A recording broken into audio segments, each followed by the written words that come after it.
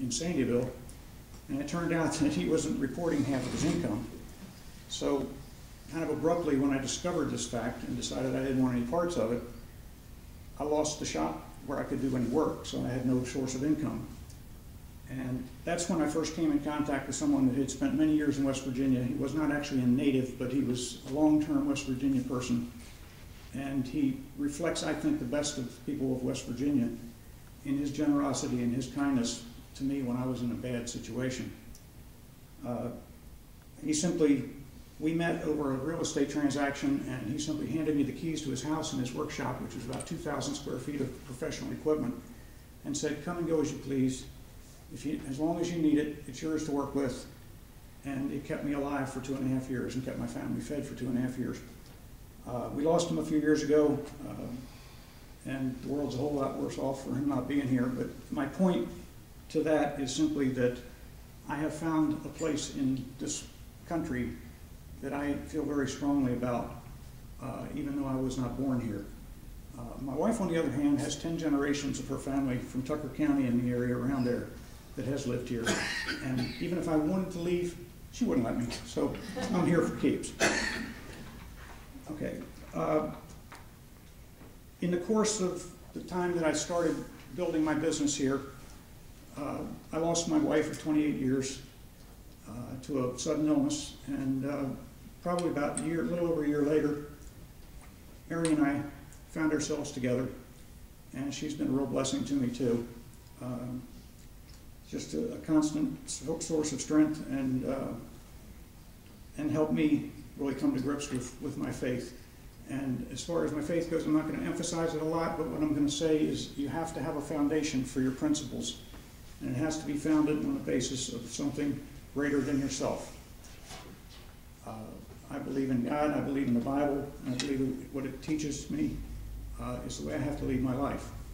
So when I take an oath of office, and I have taken several in my life, it's a promise to God as far as I'm concerned, and it's not something that I intend to break. So that much I can assure you right up front. The move to Parkersburg took place in 2004 after Mary and I got married, and we started up her part of our business, and we're still operating two separate entities within one business structure. She does decorative embroidery and hats, jackets, things like that. And both of them have been quite successful over the last 5 or 6 years. The only year that has shown a drop-off in sales has been this past year, simply because a lot of my customers have trouble getting financing now because of the financial state of the country. That is looking better for this coming year, though, so I'm looking forward to that. So here we are. We've got a mess on our hands. There's a lot of people who can take a piece of the blame for it, but I'm not here particularly to point out who's to blame. I'm here to present the challenge that I see myself facing as your candidate or as your representative. I think it's imperative that I basically demonstrate to you that I have an understanding of the principles, the issues, the problems, and the solutions to the things that we're faced with. Some of the principles that I think I should base my actions on are the oath, the Constitution, total honesty, and commitments to voters to be just as transparent as if we had that government and sunshine law. I think it's imperative that a representative be totally open and available to their constituents. And if that means spending 1 day a week instead of 1 day a month, which is typically the average that you see most representatives spend in their local offices, that is a commitment that I would be willing to make.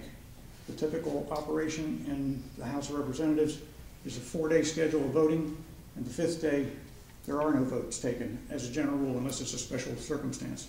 That 5th day of the week belongs to you.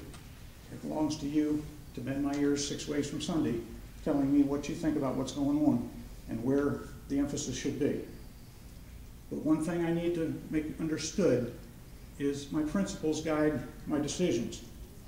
They have to, and it's the only way you can be assured of knowing how I'm going to vote on the issues.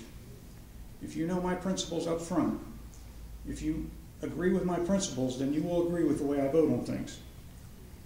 Things like if a law meets the constitutional test, then there is room for negotiation, there is room for compromise.